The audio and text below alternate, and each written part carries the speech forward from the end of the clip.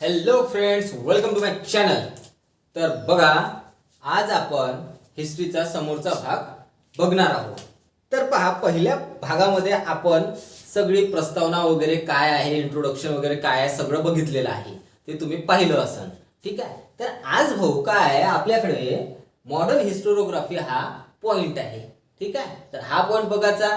त्याच्यानंतर 2-3 notable personality ज्या आहेत, ज्यांनी हिस्ट्रीमध्ये खूप काही चांगलं काम केलेलं आहे, ज्यांनी सांगितलं का कशा पद्धतीनं हिस्ट्री तुम्ही लिहायला पाहिजे, त्या 2-3 लोकांना आपण बघणार आणि बाकीच्या उरलेल्यांना थर्ड पार्टमध्ये घेऊ. म्हणजे अशा 3 भागामध्ये तुझा हिस्ट्रीचा पहिला चॅप्टर खतम हो. ठीक आहे. तर बंड्या, लक्ष दे. काय आहे का मॉडर्न हिस्टोरिओग्राफी हा जो पॉइंट आहे, तर या मॉडर्न हिस्टोरिओग्राफी म्हणजे काय, का जी हिस्ट्री लिहिलेली आहे, तर ते लिहिताना काय काय गोष्टी पाहिल्या, बरोबर ना. म्हणजे तुम्ही कोणकोणत्या गोष्टी विचारात घेत आहे आणि त्याच्या बेसिसवर हिस्ट्री लिहित आहे. ठीक आहे. तर त्या गोष्टी आहे आपल्या मॉडर्न हिस्टोरिओग्राफीमध्ये. ठीक आहे भाऊ. तर पहिली गोष्ट कोणती असली पाहिजे, दुसरी कोणती असली पाहिजे, अशा 4 महत्वाच्या गोष्टी दिलेल्या आहे. किती दिलेल्या आहे? 4 महत्वाच्या गोष्टी दिलेल्या आहे. तर या 4 गोष्टी ज्या आहेत त्या आपण आता बघणार आणि नुसत्या बघणार नाही. नुसत्या बघणार नाही तर पाठ होऊन जाईल. फक्त ध्यान दे. पाठच झालं म्हणून समजून जा बंड्या. ठीक आहे. तर भावड्या, लक्ष दे.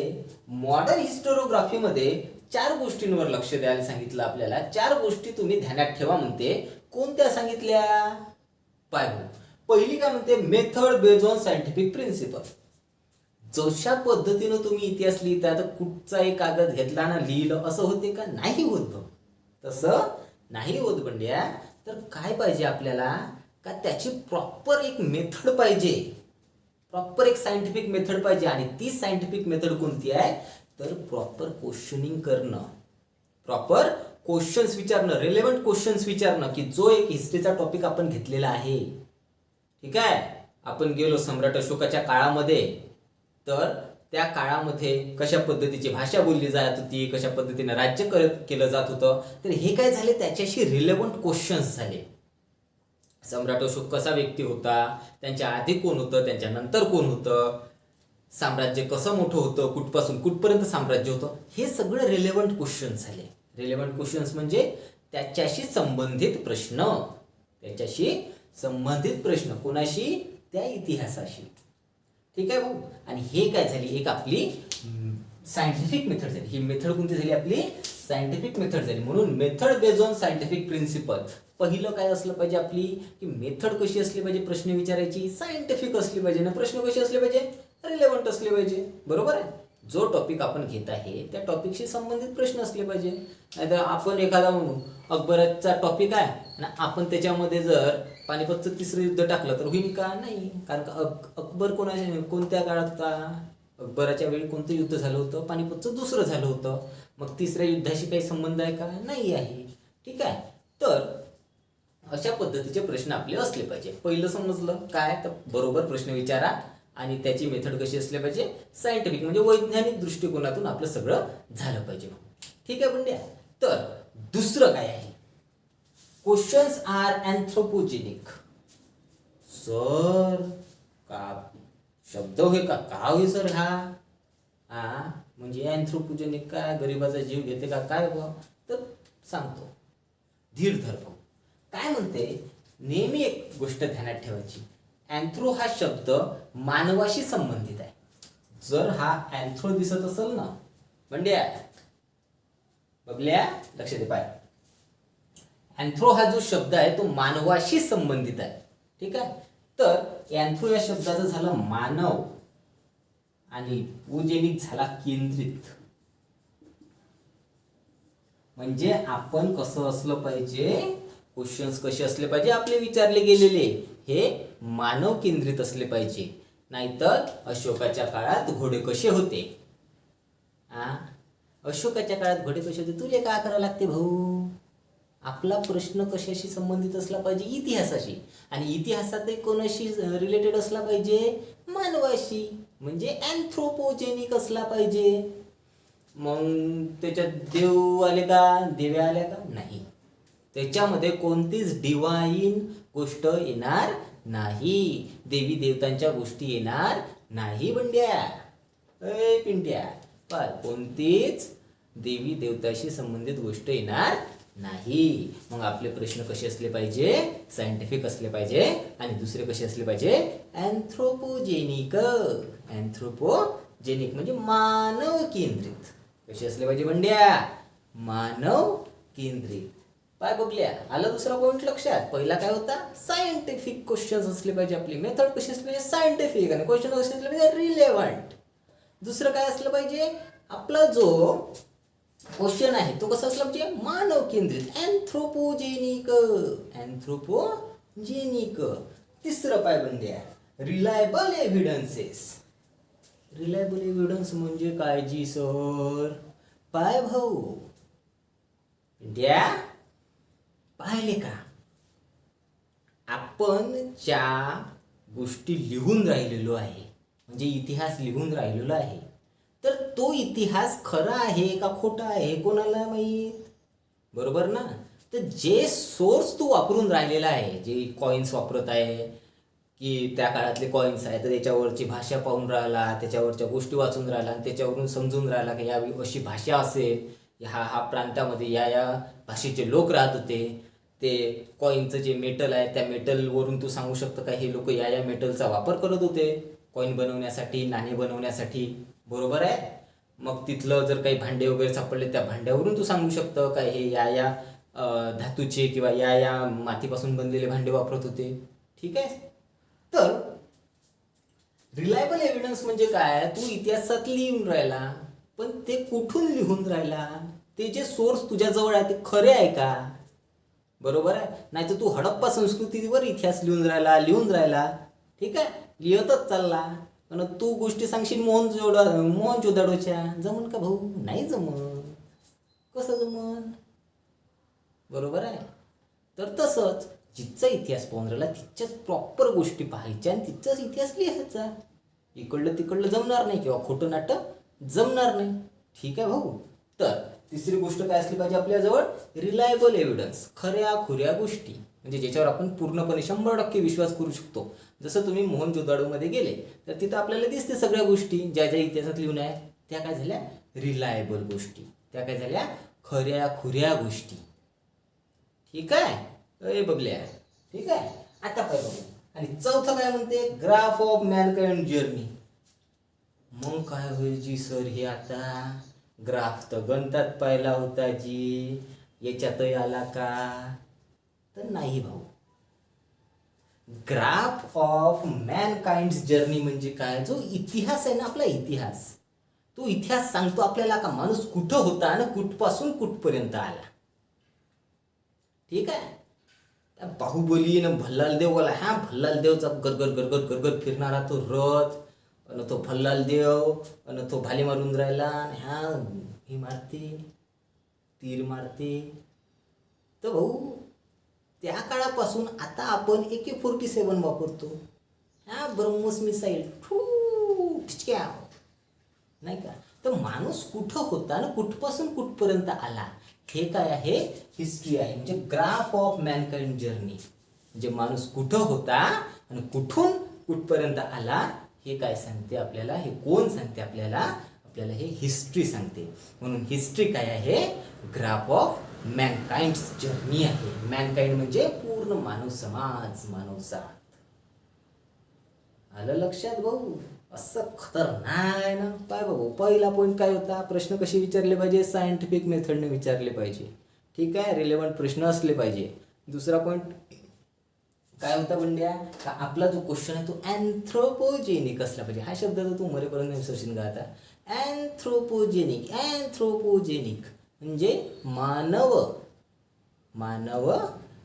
मानवतेशी संबंधित, मानव केंद्रित असला पाहिजे. दुसरा पॉइंट काय होता आपला, का आपले जे क्वेश्चन असले पाहिजे ते कसे असले पाहिजे, अँथ्रोपोजेनिक असले पाहिजे, म्हणजे मानव केंद्रित, मानवाशी रिलेटेड. नाहीतर आपण मानवाचा इतिहास लिहून राहिलो ना, तर घोड्याशी संबंधित नाही आहे आपलं, बरोबर. ज्या घोड्याचा वापर आपल्या इतिहासात होऊन राहिलेला आहे, जसं की चेतक घोडा जो होता महाराणा प्रतापांचा, तर त्या घोड्याचा आपण इतिहास लिहिणार ना, म्हणजे तो कसा होता काय होता, पण बाकीच्यांचं नाही लिहिणार, कारण की या घोड्याचं महत्त्व वेगळं होतं. बरोबर आहे भाऊ. तर तिसरी गोष्ट काय आहे, रिलायबल एव्हिडन्स. एव्हिडन्स कशी असले पाहिजे, खरेखुरे, नाही का, खरेखुरे आपले एव्हिडन्स असले पाहिजे. आणि चौथा काय होता, ग्राफ ऑफ मॅनकाइंड्स जर्नी. हिस्ट्री काय आहे, मॅनकाइंडची जर्नीचा एक ग्राफ आहे, म्हणजे माणूस इथं होता आणि इथपासून इथपर्यंत पोहोचला. ठीक आहे भाऊ. तर अशा पद्धतीनं आपल्याला इतिहास कव्हर करायचा आहे. असा इतिहास तू यूट्यूबवर जा भाऊ, कुठेही जा, तुले भेटणारच नाही. खतरनाक पद्धतीनं आपण करून ठेवलेलं आहे. तर पाय भाऊ, आता आपण जाऊ पुढं.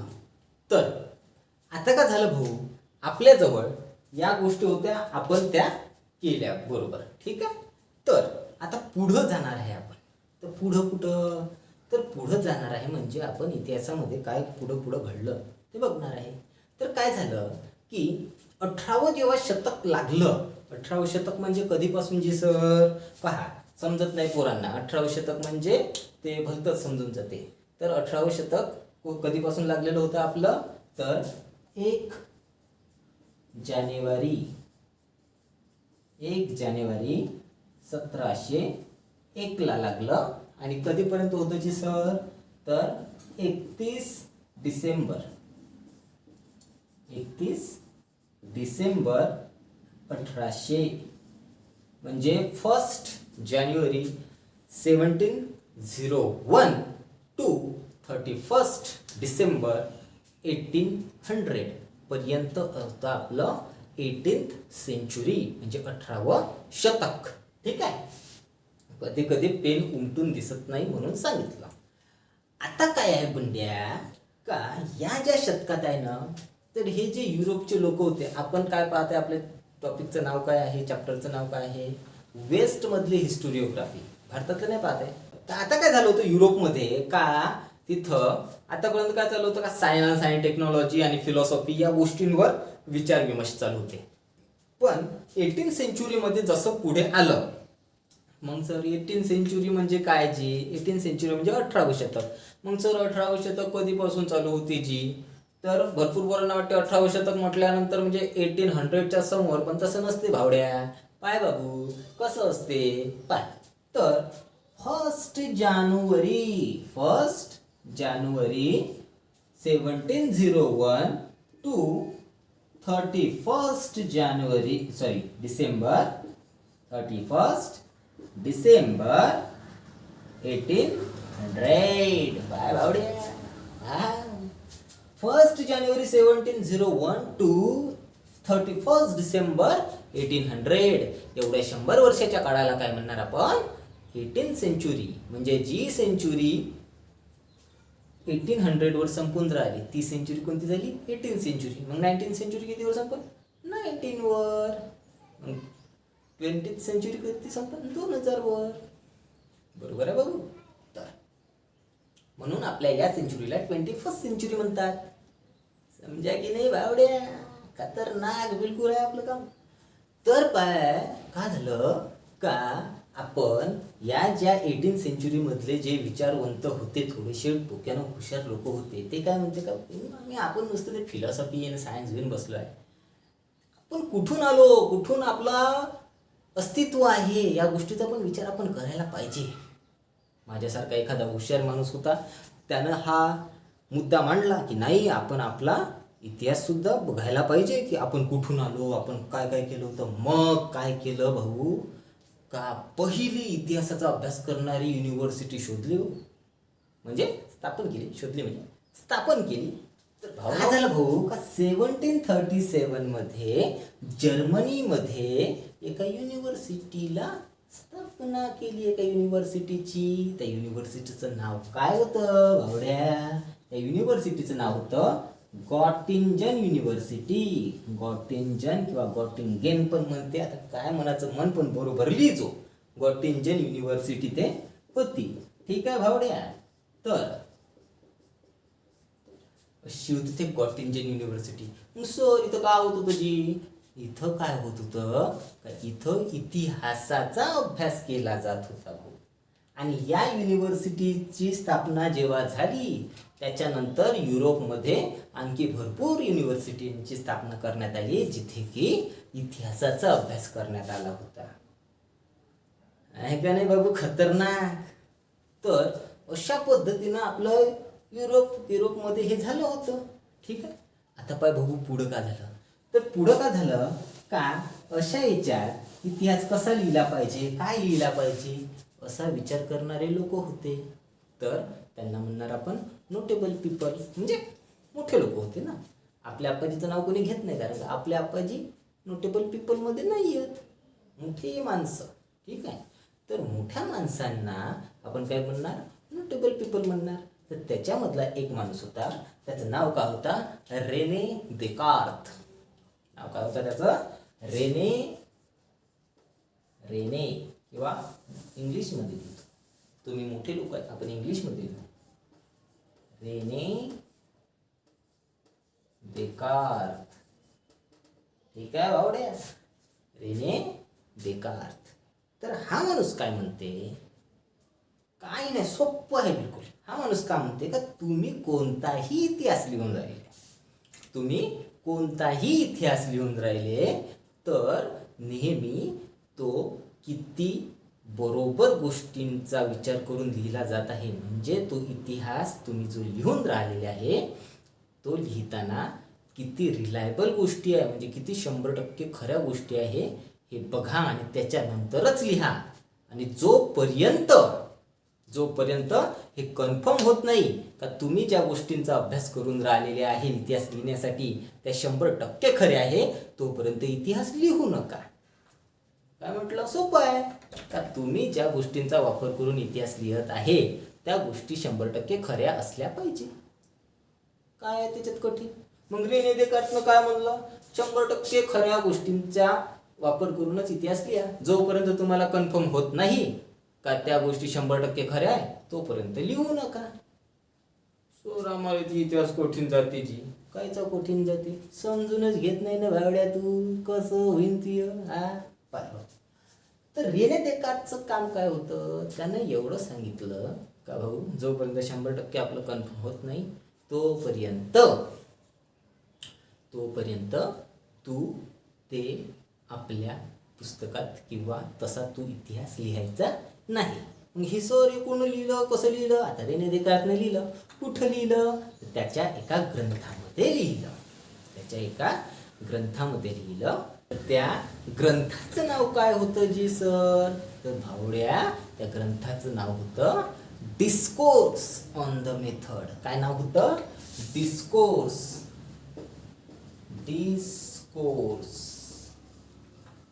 On the method.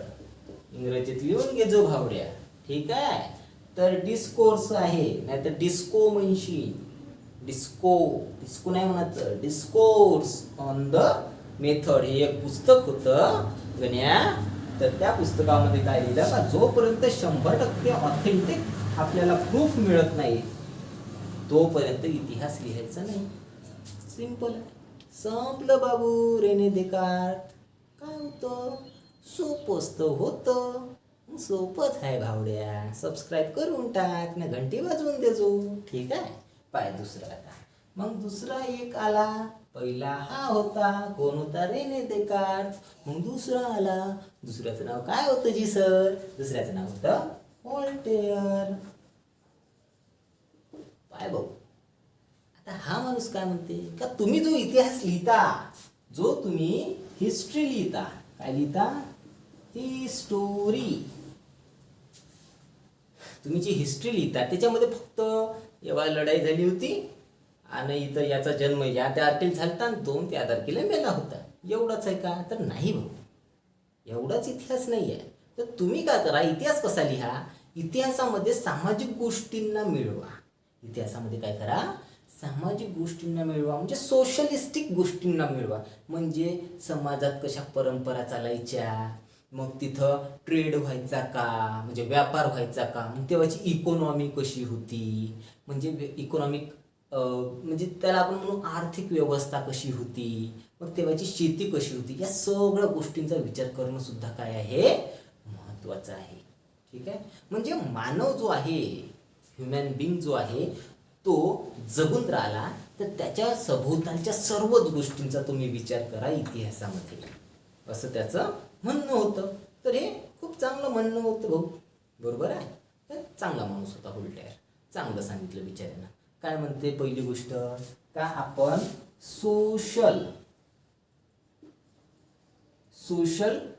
ट्रेड्सला, ठीक आहे, सोशल ट्रेड्सला काय दिलं पाहिजे, महत्त्व दिलं पाहिजे. ट्रेड्स म्हणा किंवा ट्रॅडिशन्स म्हणा, महत्त्व दिलं पाहिजे. म्हणजे काय की त्या गोष्टी इतिहासामध्ये लिहिल्या पाहिजे.